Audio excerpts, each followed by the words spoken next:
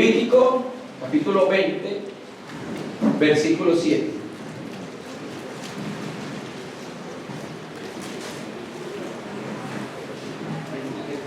Santificaos, pues, y sed santos, porque yo Yahvé soy vuestro Dios. Hermanos amados, paz del Señor. El lema del campamento es tomado de Primera de Pedro 1:16. Sed santos, porque yo soy santo. Y Pedro está tomando como base el libro de Levítico para enseñar a los expatriados cómo debe ser su experiencia de vida mientras peregrina camino a la ciudad celestial. Este versículo de Levítico 20, versículo 17, nos muestra la razón por la cual Israel debía vivir una vida separada, y la razón era por lo que es Yahvé, por lo que es Dios. Santificaos pues y sed santos, porque yo Yahvé soy vuestro Dios. Entonces la razón, el motivo por el cual debemos vivir de una manera santa, que Dios es en sí. Nuestro hermano Rodrigo entonces mostraba que Dios es infinitamente santo. Y al ver cómo es Dios, al tener una revelación clara y plena de su santidad, como hombres, eso afectará el interior de nuestra vida y nos conducirá a reorientar nuestra vida cristiana para vivir una vida que honre el nombre de Jesucristo. Hoy vamos a compartir un tema basado en el sacerdocio de Aarón y sus hijos. Pero ya como nuestro hermano explicaba, podemos leerlo de una manera tipológica, teniendo a Aarón y a sus hijos, comparándolos con la iglesia. Pero también quisiera que pudiéramos ver otra lectura. Sabemos nosotros que en Éxodo 19, Dios quería que la nación de Israel toda fuera un reino de sacerdotes o reyes y sacerdotes. Éxodo 32, pecaron en relación con el becerro de oro, y es ahí cuando se consagra la tribu de Leví para servir en lo más santo. ¿Bien? Entonces ahí ya no toda la nación iba a ser santa, o sea, reyes y sacerdotes, sino que se apartó una tribu, los levitas, para que pudieran servir en el santuario santo acá en la tierra. Pero cuando vemos la revelación neotestamentaria, el Nuevo Testamento, nos damos cuenta entonces que aquello que estaba en el corazón de Dios con Israel se cumple plenamente en la iglesia. Y por la sangre del Señor Jesús, su vida derramada, ahora somos reyes y somos sacerdotes. ¿Bien? Entonces podemos tener una lectura de Aarón y sus hijos, refiriéndose a Cristo en la iglesia, pero también quiero que veamos otra lectura más. Entonces, en la medida que vamos compartiendo, vamos a hacer esas dos lecturas.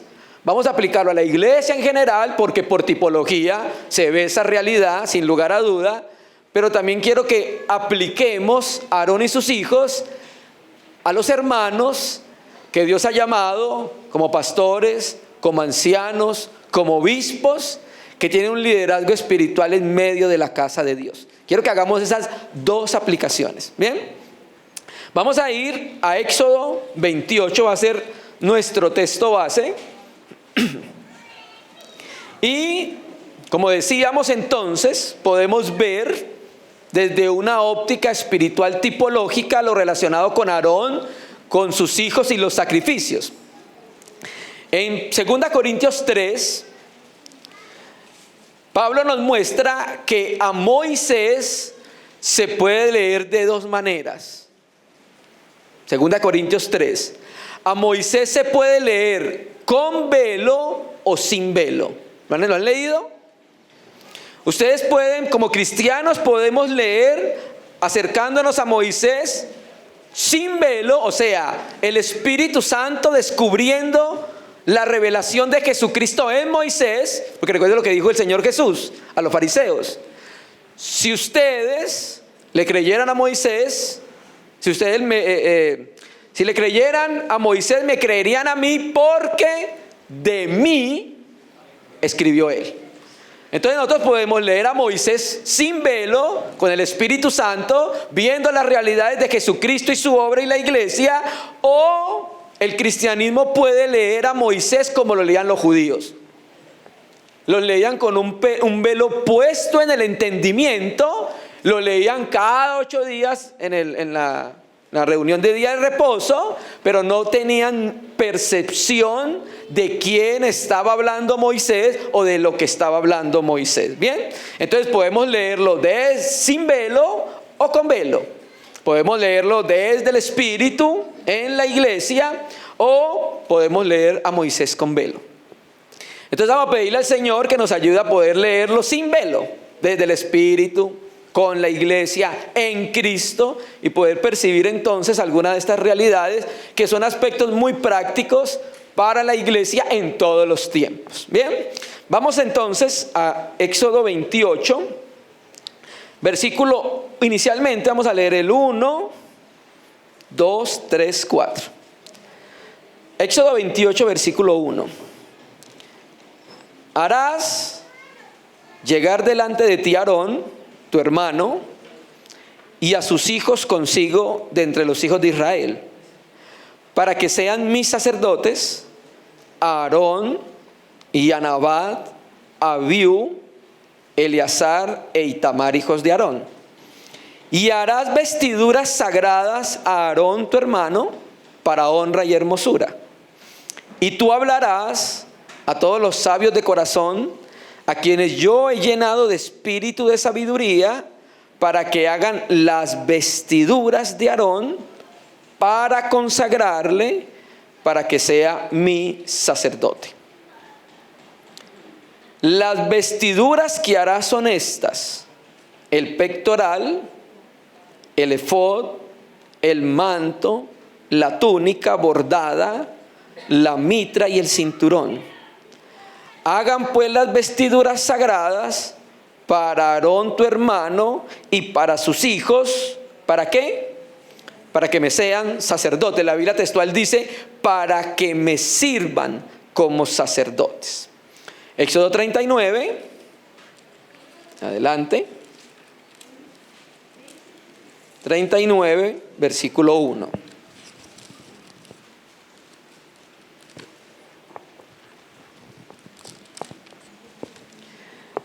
De azul, púrpura y carmesí hicieron las vestiduras del ministerio para ministrar en el santuario, y asimismo hicieron las vestiduras sagradas para Aarón, como Yahvé había mandado a Moisés. Efectivamente vemos en el capítulo 28 el llamamiento de Dios a Aarón y sus hijos para poder servir en su casa. En este caso sería el tabernáculo de reunión. Vemos entonces que Aarón y sus hijos debían servir de cierta manera en la casa de Dios. Tenían que servir vestidos de cierta manera. O sea, la manera en que ellos iban a servir al pueblo y a servir a la casa del Señor era con vestiduras santas, con vestiduras sagradas. Claro, esto es una proyección que se va a encontrar en el Nuevo Testamento. Ya vamos a terminar con un versículo que nos va a aclarar más este asunto. Aarón y sus hijos no podían servir si no estaban vestidos con estas vestiduras. Claro, eran consagrados, como nuestro hermano Rodrigo enseñaba ahorita, a través de Levítico 8, a través del becerro de la expiación, bien, a través de los diferentes sacrificios. Pero para servir, después de ser consagrados, tenían que vestir de cierta manera, una manera muy particular, bien. Entonces Aarón y sus hijos no podían servir si no estaban vestidos con estas vestiduras. Y una de las cosas que los habilitaba para poder servir, aparte del becerro de la expiación, era que debían servir en la casa de Dios con estos vestidos. Ya nuestro hermano aclaró que efectivamente ya hoy no tenemos que colocarlos el manto, el efod, bien, todo para poder servir, porque estos son realidades espirituales que se cumplen en Cristo y en el nuevo hombre. Bien, Entonces esas vestiduras, según Éxodo 39, eran para el ministerio. Esas vestiduras eran para el ministerio, o sea, eran para ministrar en la casa de Dios, en el santuario. Y sin esas vestiduras, Aarón y sus hijos no podían servir, porque esas vestiduras mostraban que ellos eran los que estaban consagrados y separados para poder servir en medio de la casa de Dios. Cuando nosotros miramos la Septuaginta, que es la versión griega del Antiguo Testamento, en Éxodo 28, vamos a encontrar no la palabra sagradas, vestiduras sagradas, sino que la Septuaginta tiene en el versículo 2 vestiduras santas, en el versículo 3 vestidura santa y en el versículo 4 vestiduras santas, o sea, vestiduras para el uso divino. Con esas vestiduras se reconocía quiénes eran los que estaban sirviendo a las cosas divinas en medio de la tierra. Bien, y quiero que enfaticemos un aspecto de esta vestidura. Bien, no tenemos el tiempo para poder enfatizar varios aspectos, pero quiero que enfaticemos un aspecto de las vestiduras del sumo sacerdote. Vamos a mirar en el versículo, usted miró que el versículo 4 hay una que se llama la mitra. ¿La puede ver ahí? Y las vestiduras se harán son esta: el pectoral, el efod, el manto, la túnica bordada y la mitra. Bien, vamos a enfatizar la mitra para lo que vamos a compartir en el día de hoy. Bien, entonces vamos adelante, Éxodo 28. Y aquí está lo central de lo que vamos a considerar hoy, pidiéndole al Espíritu Santo que abra nuestro entendimiento para poder leer a Moisés sin velo. Bien, Éxodo 28, versículo 36.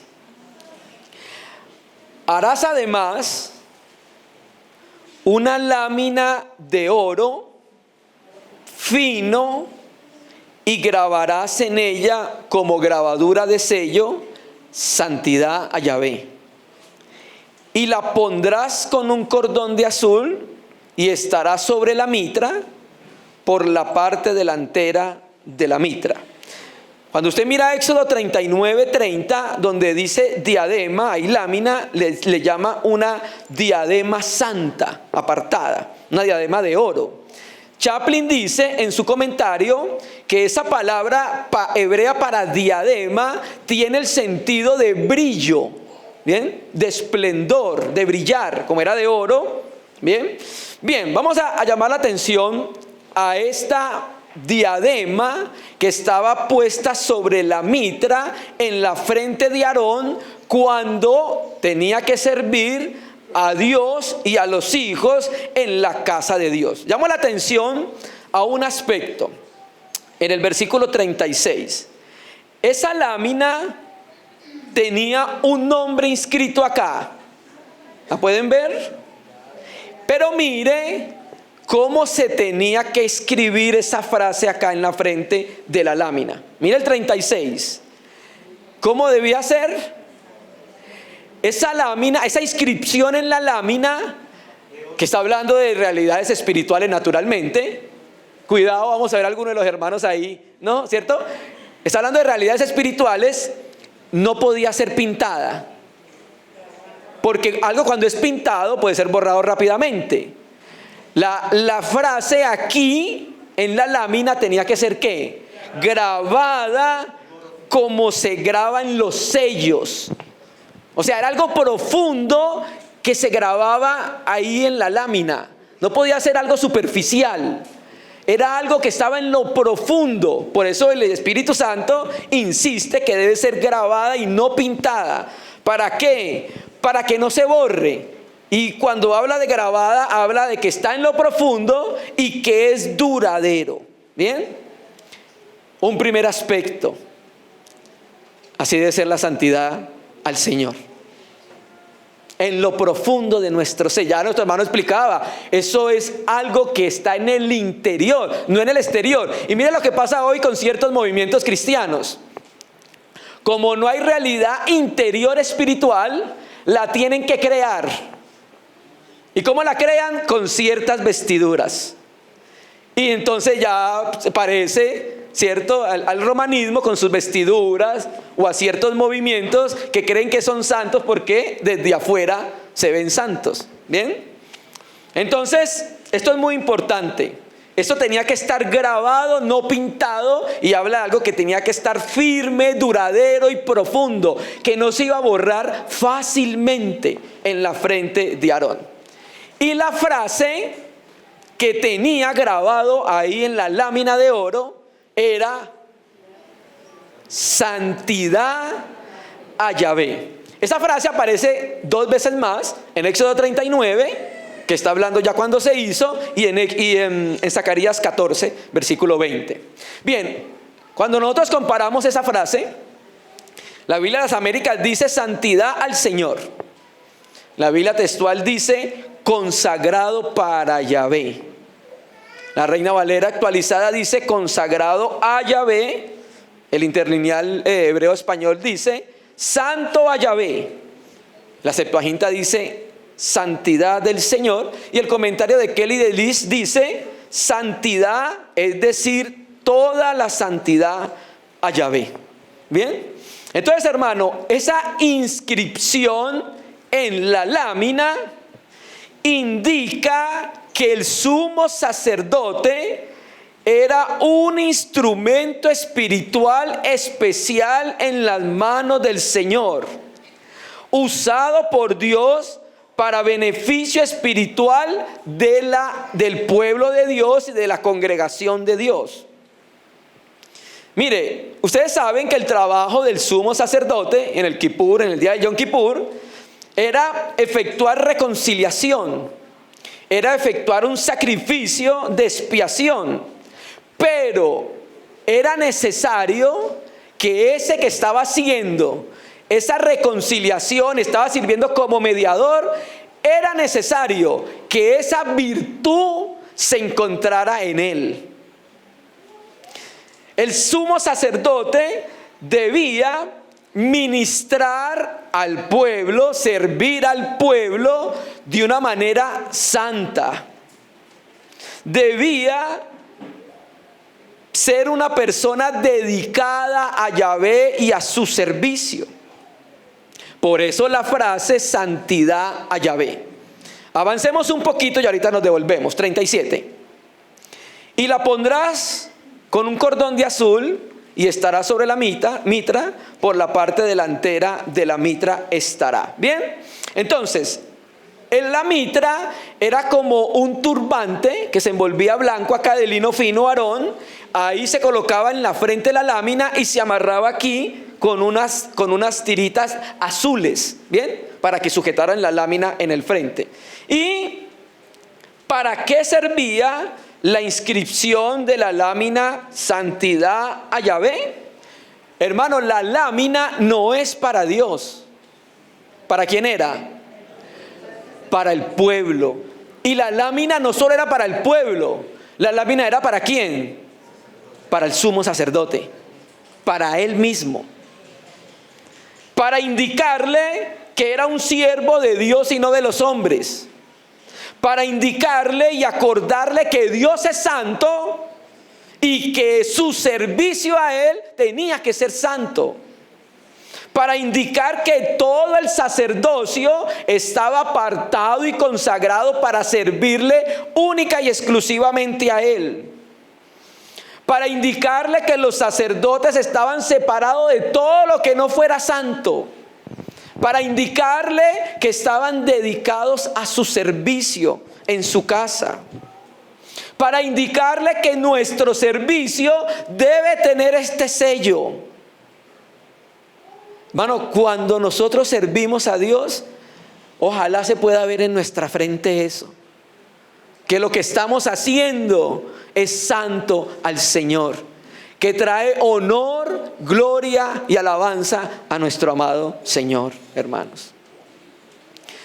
Esa lámina santidad, Yahvé, está ahí para no olvidar. El sumo sacerdote no podía olvidar nunca que él era un ejemplo y modelo de santidad para el pueblo.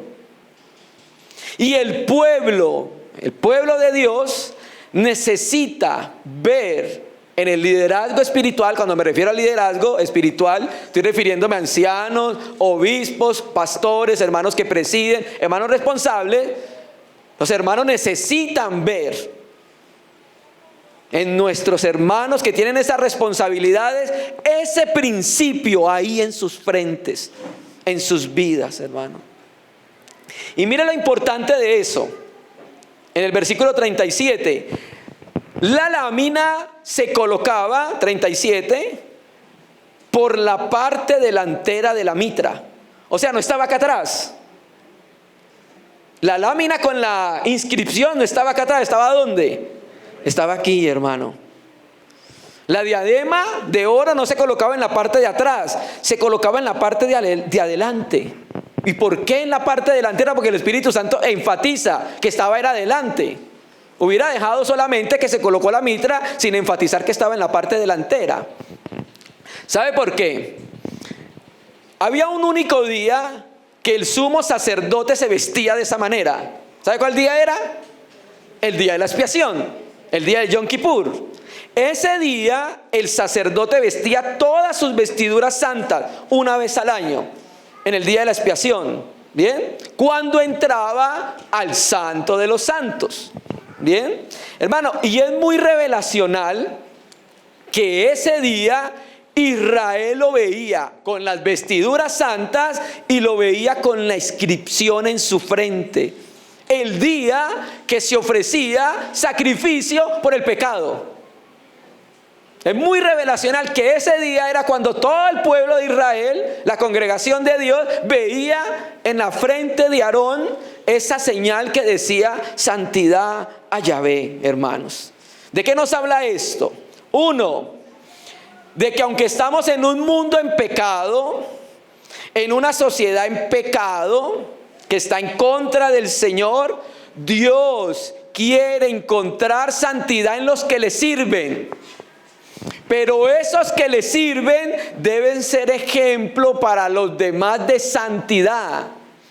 En el día de la expiación era el día donde se veía, el pueblo veía la lámina en la frente de Aarón. Santidad a Yahvé, hermanos.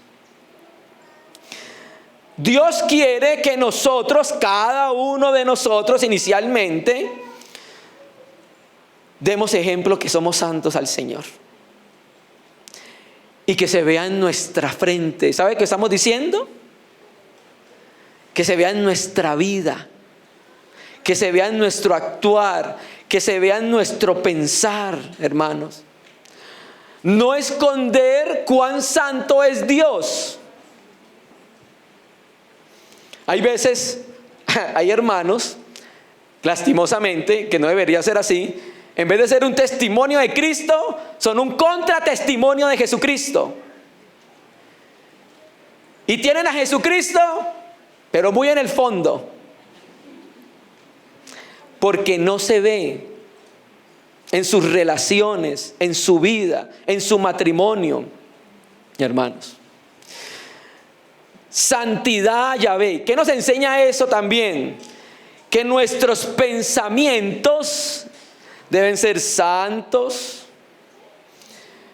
Permitir que el Espíritu vaya renovando nuestra manera de pensar.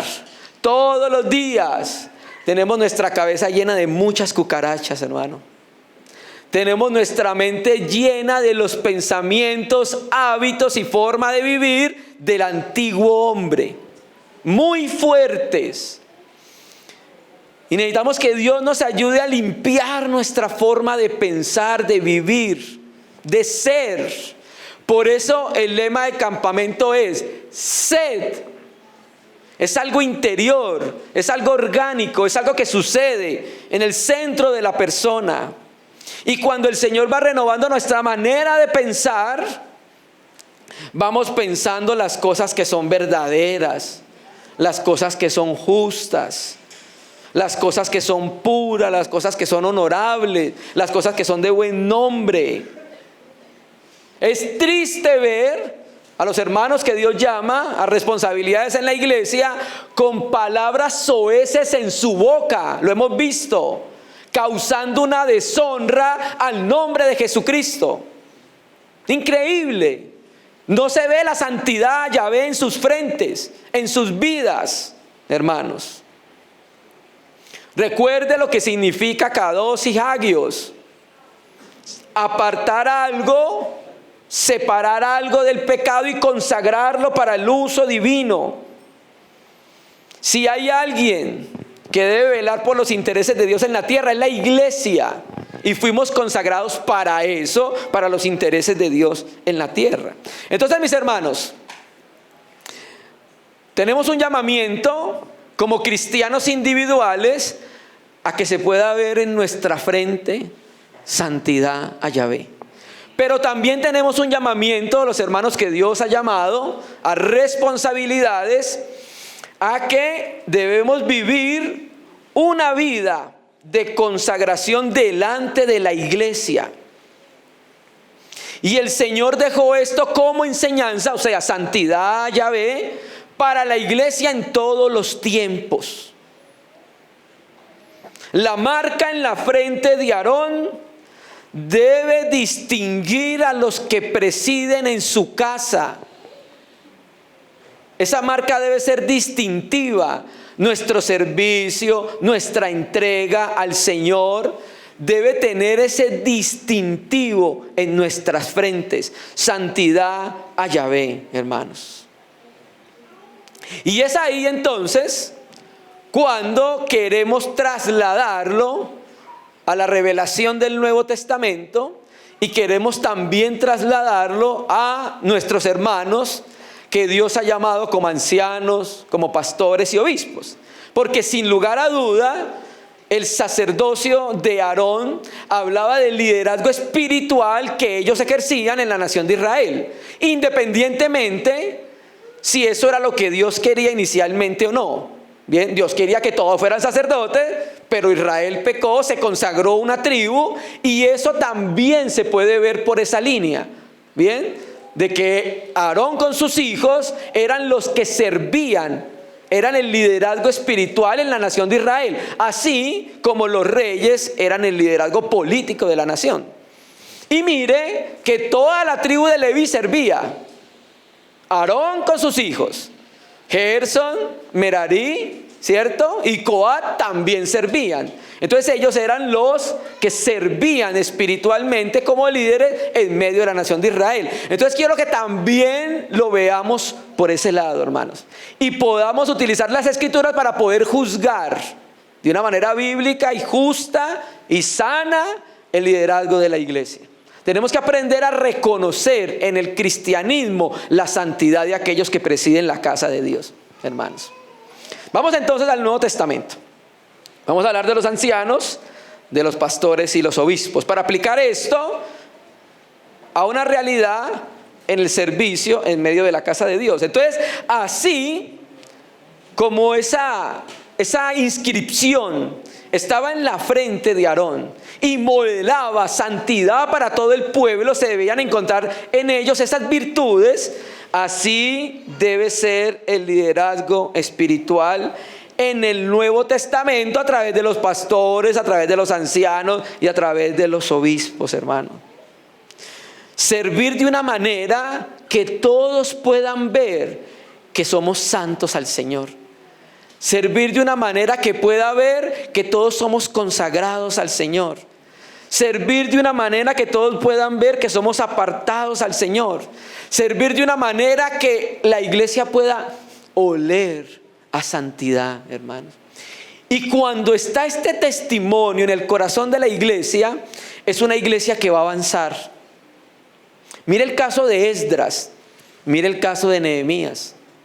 Cómo Israel, en ese periodo espiritual que estaba viviendo, cómo Israel avanzó con estos hombres piadosos, con estos hombres santos. Y cuando hay eso, la iglesia avanza. La congregación de Dios crece saludable y espiritualmente.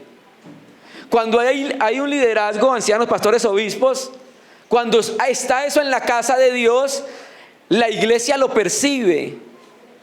La iglesia sabe si son santos o no son santos. Cuando no hay santidad en la casa de Dios, la iglesia no avanza, hermanos. No crece. Es un impedimento para que haya un avance espiritual en medio de la casa de Dios, hermano. Entonces, la iglesia debe percibir en su espíritu ese testimonio de aquellos que nos están presidiendo, hermanos. Y Pablo, en las 2 epístolas de ordenamiento espiritual, las 3, que son 1 Timoteo, 2 Timoteo y Tito, en Tito, cuando le dijo a Tito, bueno, necesito que estés en las islas de Creta, sabes que hay tantas iglesias y necesitamos que nombres ancianos en cada una de ellas. ¿Ven? Y le dice las características espirituales de cómo deben ser los que van a presidir la casa de Dios. Van a hacer esto y no van a hacer esto. O sea, Tito no podía dejar en sí mismo las decisiones y las normas para poder establecer el liderazgo en la casa de Dios. Le dijo, tienen que ser de esta manera y no pueden ser de esta manera. Y hay uno que quiero llamar la atención para lo que estamos nosotros considerando en el día de hoy. Cuando esto no se lleva a cabo en medio de la iglesia y se nombran en el liderazgo ancianos, pastores, obispos, de una manera que no honre al Señor cumpliendo su palabra, por eso Pablo le dice a Timoteo, no impongan las manos a la ligera para que no participes de pecados ajenos. ¿Qué quiere decir esto? El contexto viene hablando del nombramiento de ancianos. Cuando no se nombraba, lo que pasaba en esa iglesia que deshonraba al Señor, Timoteo o los que lo nombraron estaban participando de esas malas obras. Entonces hay un aspecto o 2 aspectos acá en Tito. Vamos a Tito 1, versículo 8. Tito 1, versículo 8. Vamos a leer del 7.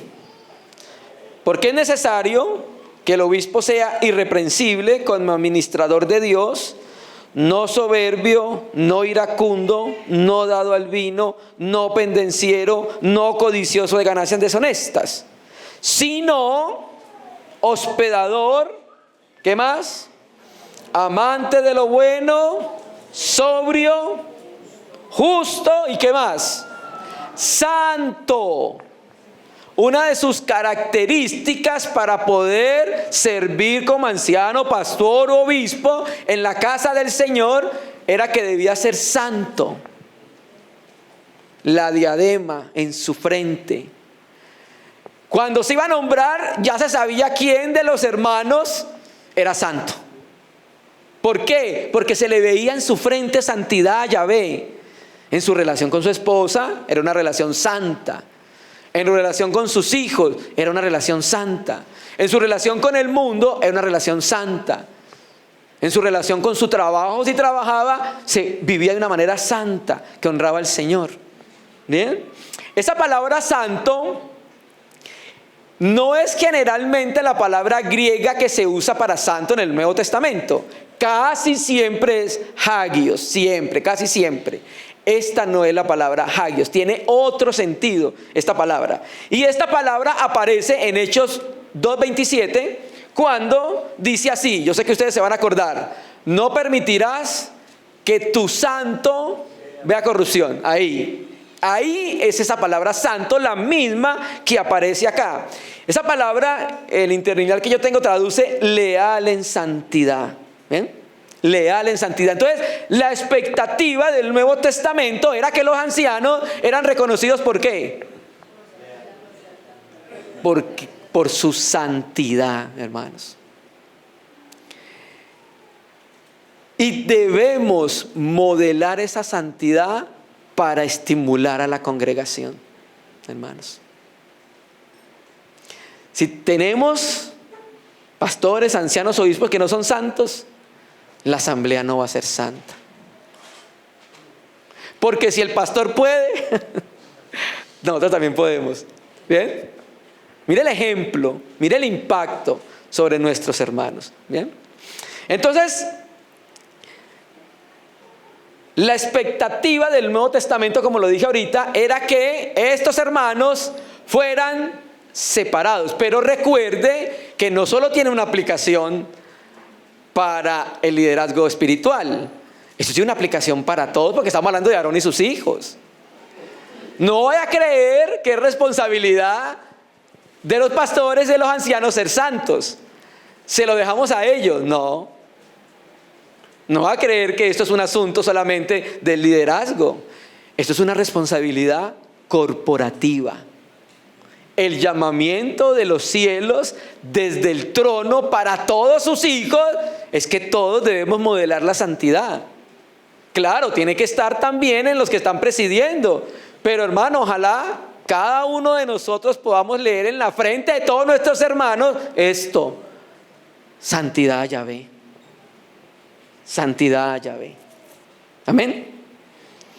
Entonces, santos tenían que ser justos y tenían que ser santos. Chaplin, en su comentario del Nuevo Testamento, dice que significa piadoso, agradable a Dios, libre de manchas morales, poseedor de auténtica santidad, y da a entender que en el hombre interior se va formando la naturaleza de Cristo. O sea que finalmente lo que está saliendo a la luz de esa vida santa no es nada más y nada menos que la manifestación o salida de la vida de Jesucristo que ha sido participada en nosotros. Entonces, cuando vemos un hermano o una hermana que desfila santidad, que usted lo ve y la ve y dice en su frente santidad, ya ve, ¿sabe qué pasó? Jesucristo, el santo de los santos, que está en su interior, encontró salida. Y cuando encuentra salida, está siendo visible por todos los hermanos la santidad de Dios, porque no es santidad nuestra. Nuestro hermano lo aclaraba. Si hay algo bueno y bondadoso en nosotros, no proviene de nosotros. No hay recursos en nosotros para esto. Si hay algo bueno y bondadoso espiritual, proviene de lo alto. No proviene de nuestro interior. No tenemos recursos para eso. Y si algún hermano cree y piensa que hay algo en él bueno, algún recurso bueno para destilar santidad, vamos a renovar nuestra manera de pensar. Señor, ¿quieres que seamos santos? Yo no puedo hacerlo, pero tú puedes hacer en mí lo que yo no puedo hacer. ¿Bien? Texto, 1 Corintios 3, 9, 10. Pablo dice así: yo planté. ¿Bien? ¿Qué significa eso? Que cuando Pablo llegó a Corintios evangelizó. Pablo utiliza en 1 Corintios 3 dos metáforas: la metáfora de la labranza y la metáfora de la edificación de un edificio. Yo planté, o sea que yo sembré la semilla, prediqué el evangelio para que los corintios fueran salvos, pero Apolo hizo algo. ¿Qué? O sea, potizó, o sea, dio bebida a la planta que Pablo había regado. ¿Bien? Pero como había un problema de división, Pablo dice, pues bueno, Apolos trabaja y yo trabajo, pero finalmente nosotros no podemos causar que ustedes maduren. Nosotros no podemos causar que ustedes crezcan. Nosotros no podemos causar que ustedes sean santos. ¿Por qué? Porque el crecimiento, naturalmente, tenemos una responsabilidad de estimularnos unos a los otros. Entonces, cuando en la asamblea vemos una hermana y un hermano encendido, eso va a causar un estímulo en los hermanos. Cuando en la asamblea vemos un hermano y una hermana santa, eso va a causar un estímulo en toda la asamblea, hermano. Porque nosotros no solo aprendemos siendo enseñados, sino que nosotros aprendemos ¿cómo? Viendo aprendemos. ¿Bien? Entonces la vida de Cristo va tomando forma en medio de los santos. Y ahí vamos aprendiendo cómo es Cristo. Ay, hermano, así es Cristo de misericordioso. Cuando vemos un hermano y una hermana actuando de cierta manera. Ve, hermanos, así es Cristo de santo. Cuando vemos esto reflejado en medio de los hermanos. Pero claro que insistimos. Hay que predicar, hay que sobreedificar. Pero finalmente la obra gloriosa y poderosa de madurar, de crecer en santidad, va a ser obra de Dios. Por eso leíamos ayer 1 Tesalonicenses: y el mismo Dios de paz, ¿qué? ¿Quién? El Dios de paz. ¿Bien? Entonces, hermano, la santidad en la iglesia y en el liderazgo espiritual, llamémoslo así, es producto de la inhabitación de Cristo en el corazón del cristiano, pero es producto de la salida de la vida de Cristo en el cristiano, hermano. En muchos de nosotros Cristo efectivamente quiere expresar su vida, eso lo aprendemos por Pablo. Con Cristo he sido juntamente crucificado, porque el verbo no está en tiempo presente. Y entonces él dice, pues ya no vivo yo, mas Cristo vive en mí, y lo que ahora vivo en la carne lo vivo en. ¿Bien? Entonces entendemos que cuando se destila una vida santa, no es nada más y no es nada menos que la salida de la vida del Hijo de Dios que ha sido puesta en nosotros. Y hay veces Él no sale, o sea, su vida santa, porque hay algo en nosotros que impide la salida de la vida santa del Hijo de Dios, hermanos. Dios anhela que todos seamos de una manera práctica santos, pero la resistencia que Dios encuentra en su pueblo, paradójicamente es su pueblo. Siempre le echamos la culpa al diablo. Eso fue el diablo. Y no siempre es el diablo. Claro, sabemos que el diablo está trabajando con huestes celestiales, bien, en el mundo de maldad, pero no siempre el diablo. Sí. Pensemos en eso, meditemos en eso. No siempre es el diablo. Queremos echarle toda la culpa al diablo para quitar la responsabilidad de nosotros como cristianos, entregarnos, vivir por Él y vivir para Él, hermanos. Y hay algo muy poderoso, revelacional, en la vida del apóstol Pablo que nos muestra cómo nosotros podemos vivir esa vida de santidad tanto en la iglesia como en el liderazgo espiritual. Y es 2 Corintios capítulo 5. El amor de Cristo nos constriñe. Es como si nos apretara en el interior. Y cuando nosotros vemos su amor hacia nosotros, ese amor empieza a constreñirnos, y al percibir esa realidad, al percibir su amor hacia nosotros, como se explicaba esta mañana, su obra hacia nosotros, su entrega hacia nosotros, ¿sabe qué hace eso? El texto sigue diciendo, para que ya no vivamos para nosotros mismos, sino que para que vivamos por aquel que murió y resucitó por nosotros. El amor de Cristo. Entonces también esa diadema en la frente mostraba que Aarón tenía que modelar esa virtud en medio del pueblo. Lo mismo también en medio de nuestros hermanos que Dios ha llamado a esa responsabilidad. Vamos a Hebreos, un momento, ahí capítulo 13.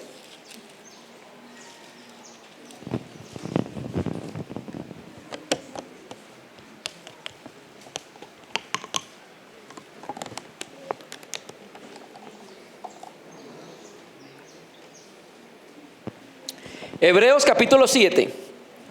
Hebreos capítulo 13. Hebreos capítulo 13. Versículo 7. Parecía ser que en medio de los hebreos, los hermanos que estaban presidiendo la iglesia, en medio de ellos, habían ya partido algunos, pero en el versículo 17 muestran que otros estaban en esos momentos vivos. Y aquí en el 13:7 dice, acordaos de vuestros pastores que os hablaron la palabra de Dios. Mire su Biblia. Considere cuál haya sido el resultado de su conducta. Mire. ¿E imitar qué? La fe. Mire, hermanos. Esa palabra pastores es más bien como los que presiden, los que lideran, porque no es poimen, que es la palabra griega para pastores. Mira lo que pasa acá, hermanos. Hay cosas que como ancianos obispos no podemos enseñar. Yo no le puedo enseñar a los hermanos doctrinalmente cómo es amar. Eso ustedes tienen que verlo, tienen que percibirlo. No puedo coger un tablero y decirle, mire, amar es esto. Naturalmente sabemos que amar en la Biblia, ¿qué es? Una entrega voluntaria por el bien del otro. Eso es lo que es amar. Pero yo puedo explicárselo con palabras. Usted tiene que ver. Usted tiene que ver eso. Hay cosas que no se enseñan con doctrina, se enseñan con vida. Por eso Jesucristo en Hechos 1, Lucas dice, las cosas que Jesús comenzó a hacer y a enseñar. ¿Ve? Primero Cristo vivía, modelaba la vida de Dios, y ya después que la veían, entonces venía y enseñaba. ¿Ven? Entonces mire la importancia, hermano. Aquí dice imitar su fe. O sea, hay que ver la vida, la conducta, una vida y conducta que está a la luz de todo y se puede imitar. Esa palabra imitar viene de mimos, ¿bien? Pero no puede ser una imitación exterior. Uno cuando está muy joven en el cristianismo, ¿no le ha pasado? Que usted ve un predicador y quiere parecerse a ese predicador. Y empieza a hablar como ese predicador y a moverse como ese predicador y tal. Empieza a hacer lo que sí. Pero eso es algo exterior. Aquí esta imitación no está hablando de algo exterior, en su forma exterior, en su realidad interior, hermanos. ¿Bien? Ojo, ¿y sabe qué? Ese imitad está en imperativo, o sea que es un mandamiento, es una responsabilidad. Quiero aclararles algo. Cuando hay un imperativo en la Biblia, que es una responsabilidad, un mandamiento, cuando Dios da un mandamiento en la Biblia es porque ya dio el sustento para que nosotros lo podamos hacer. ¿Entendieron? Cuando Dios da un mandamiento en la Biblia, un imperativo, es porque ya sustentó al cristiano para que lo haga realidad. Pongo un ejemplo. Maridos, amad a vuestras mujeres como, al verbio de comparación, Cristo amó a la iglesia. ¿Por qué cree que Cristo pide eso a los hombres? Porque ya le dio el sustento para que el hombre de Dios pueda amar a su esposa de una forma como Cristo ama a la iglesia. Entonces cuando Dios pide algo de nosotros es porque nos da el sustento para hacerlo. No nos deja en nosotros mismos porque no hay. Y cuando nosotros queremos amar a nuestra esposa sin amarla como Cristo ama a la iglesia, lo que causamos es dolores de cabeza, problemas. ¿Por qué causamos problemas? Porque nuestro amor natural no es como el de Cristo. Y nuestro amor natural siempre va a causar problemas. ¿Bien? ¿Por qué cree que causamos problemas en la iglesia? Porque amamos de una manera natural todavía. Y empezamos a generar problemas aquí, problemas allá. ¿Bien? Entonces, por eso es importante, recuerden, imitar, de mimos, actuación, pero de realidad interior. Entonces, por eso es importante llevar en la frente esa frase, santidad a Yahvé. Porque la iglesia verá esa santidad en el vivir de cada una de las personas que está presidiendo en la casa de Dios. ¿Bien? Y con eso estamos ayudando de cierta manera a marcar el camino. Pablo dice así: sed imitadores de mí como yo soy. ¿Cómo así? ¿Ve? Los éfesos aprendieron eso no por enseñanza solamente doctrinal, sino que lo aprendieron ¿cómo? Viendo la santidad en aquellos que Dios había llamado a ese servicio. ¿Bien? Entonces por eso mostramos las dos líneas que podíamos verlo. En regla general en la iglesia, santidad a Yahvé, pero también con énfasis en aquellos que Dios ha llamado a ese servicio. ¿Bien? Entonces los ancianos, los pastores, los obispos deben guiar, porque son más bien una guía, en santidad, modelando para la iglesia, iniciando desde ahí cómo se ve la santidad de Cristo en el liderazgo. Cómo se ve, cómo se toca, cómo se palpa, hermanos.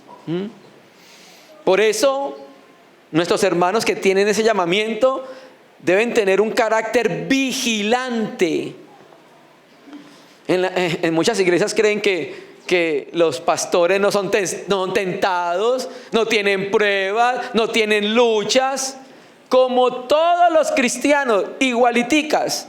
Que eso es lo que hablaba nuestro hermano. O sea, el romanismo y cierto sector del cristianismo mostró que era una casta especial, extraterrestre o algo así. Bien, hermano, las mismas luchas los pastores tienen que luchar contra el ocio, con las tentaciones, con el desánimo. ¿Usted cree que no nos desanimamos? Con las pruebas, con las necesidades. Todo eso se tiene que luchar. Se tiene que estar vigilante. ¿Bien? ¿Por qué? Porque en su frente, ¿qué dice? Santidad a Yahvé, hermanos. Por eso Pablo, en Hechos 20, cuando llama a los ancianos de Éfeso a Mileto, les dicen: miren por su vida. Miren por su vida. Porque están modelando a la iglesia cómo es la santidad de Dios, cómo se puede ver, cómo es la forma de esa santidad, hermanos. Y cuando dejamos eso, el significado espiritual de nuestro servicio se pierde, hermanos. Y eso trae deshonra a la casa de Dios. Hemos visto lugares donde vemos los líderes, ancianos, obispos, pastores, no son santos. No son santos en su manera de relacionarse con sus esposas. Son insantos, hermanos. En su manera de hablar son insantos, deshonran al Señor. Entonces, claro, vamos a cierta asamblea, vemos a los hermanos que están presidiendo, que nos enseñan, diciendo 1001 palabrotas. Entonces, pues si lo puede el pastor, pues no es tan pecado, ¿cierto? Y empezamos a tener una asamblea que cada uno tiene una de esas palabras. Bien, vamos a terminar. Vamos a Levítico otra vez. Levítico no solo está mostrando cómo debe ser la santidad del pueblo llegando a la tierra prometida, sino también de los sacerdotes. Es un énfasis muy particular. Vamos allá a Levítico, un texto que todos conocemos. Levítico capítulo 10. ¿Recuerdan? Nadab y Abiú. Voy a leer versículo 1, versículo 2, ya vamos concluyendo. Sé que hay hambre, pero aguantemos un poquito. ¿Bien? Que nadie se nos desmaye, por favor. Levítico 10, versículo 1 y 2. Nadab y Abiú, hijos de Aarón, tomaron cada uno su incensario y pusieron en ellos fuego, sobre el cual pusieron incienso, y ofrecieron delante de Yahvé fuego extraño que él nunca les mandó. Y salió fuego de delante de Yahvé y los quemó y murieron delante de Yahvé. Voy a leer el versículo 3 de la Biblia de las Américas, ya lo vamos a leer. Bien, aquí pasó algo sobrenatural. ¿Qué fue? Dios intervino en juicio sobre los sacerdotes que tenían que ser santos y no lo fueron. Dios intervino en juicio sobre los sacerdotes que tenían que mostrar la santidad cuando servían al Señor y no lo hicieron. Y cuando digo algo sobrenatural es que dice el texto que fueron como quemados, pero las vestiduras quedaron intactas porque se las dieron a sus otros hermanos. O sea, fue algo que sucedió en el interior, hermanos. Lo más probable, dicen algunos comentaristas, recuerde que cuando se construyó el tabernáculo, descendió fuego del cielo y ¿qué encendió? El altar de bronce. Y unos comentaristas dicen que de ahí era donde tenía que tomarse el fuego para poder servir. Y parece ser que Nadab y Abiú les pareció mejor tomarlo de otro lado. Y ofrecieron fuego extraño. Pero no solamente eso, hermanos. Si usted sigue leyendo, parece ser que se habían metido borrachos al lugar santo, hermano. Sígalo leyendo, después lo va a leer. y da a entender, algunos comentaristas dicen que por eso le dice que ninguno beberá vino ni sidra al entrar a su presencia. Eso no es ser santos, hermanos.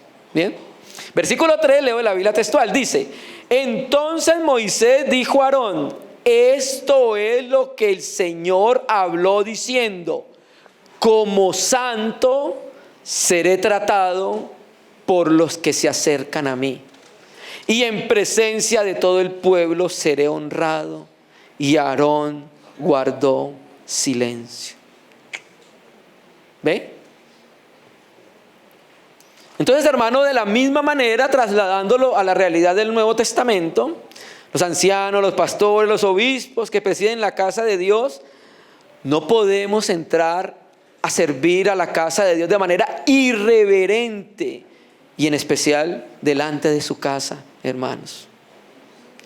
¿Para qué es necesario la santidad en aquellos que presiden la casa de Dios?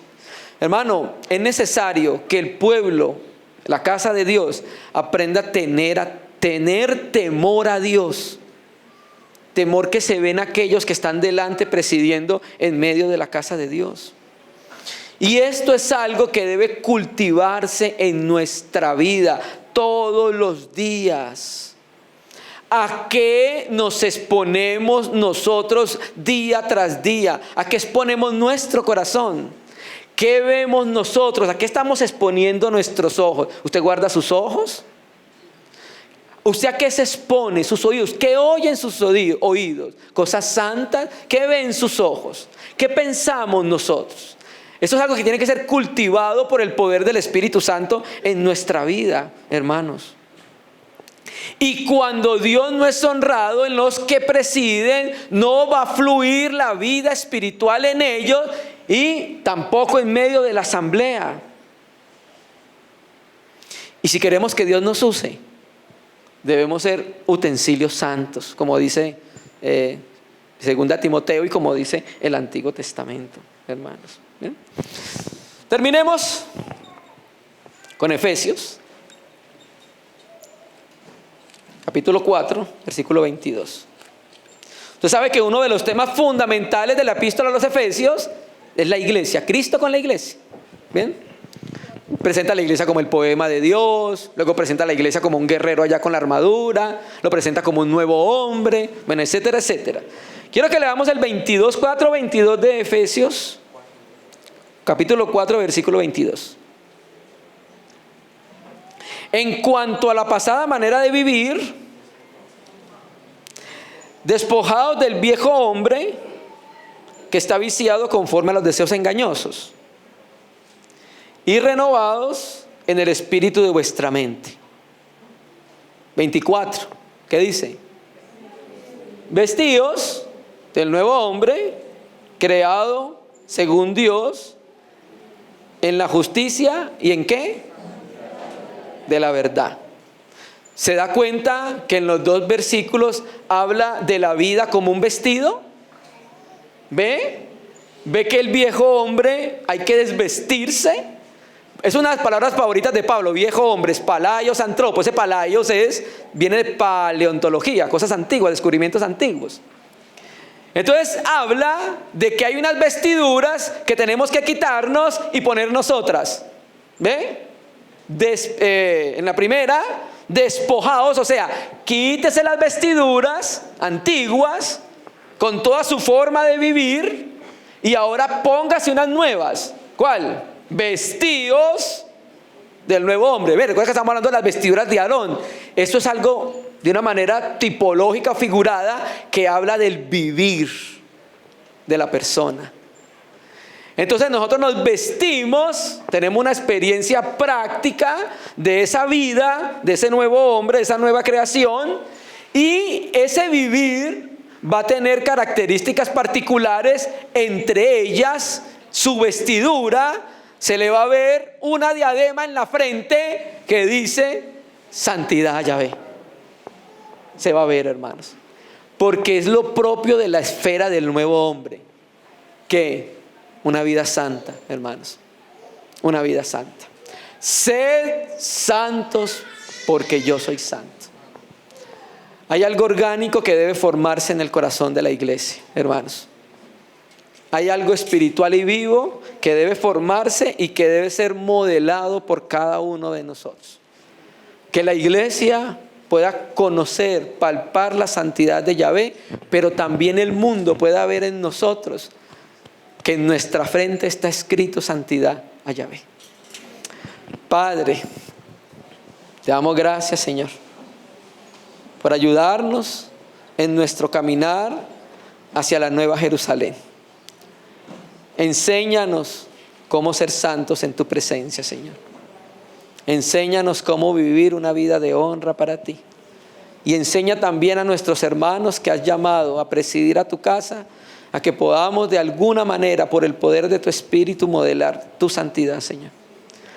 Pedimos, Señor, que pueda ser evidenciado en nuestras frentes que somos consagrados para ti. En el nombre del Señor Jesús te damos gracias.